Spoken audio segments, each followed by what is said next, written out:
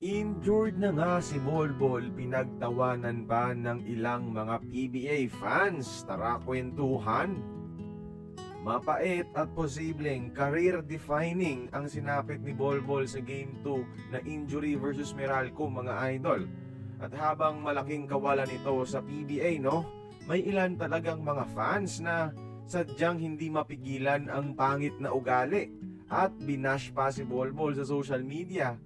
Mga idol, sabi ng isa dito, soft at iyakin daw si Bolbol dahil sa naging reaksyon niya matapos ang injury. Talaga ba iyakin? Ikaw kaya ang mapunitan ng Achilles at makompromiso ang basketball career? Di ka ba iiyak sa sakit? Kung sa inyo kaya nangyari ito, knowing kung gaano kalala potentially ang injury, di ba kayo magkakaroon ng kaparehong reaction? Tao lang din si Bolbol, mga idol. Yung iba, sinabi na karma daw dahil masungit sa media tapos mayabang daw kasi si Bolbol.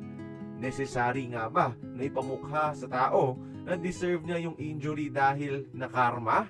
Ay nako, bakit ganito ang ugali ng mga iba, mga idol?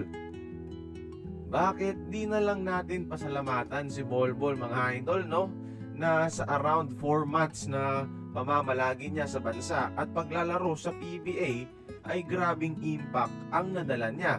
Pinasaya niya ang mga fans at pinabalik niya ang sigla sa liga, mga idol. Aminin mo, napanood ka rin bigla ng PBA nang malaman mong maglalaro siya. Bolbol was a gift to the PBA. Yung kanyang kalibre, laruan at specimen, mga once in a lifetime moment lang yan sa PBA, mga idol.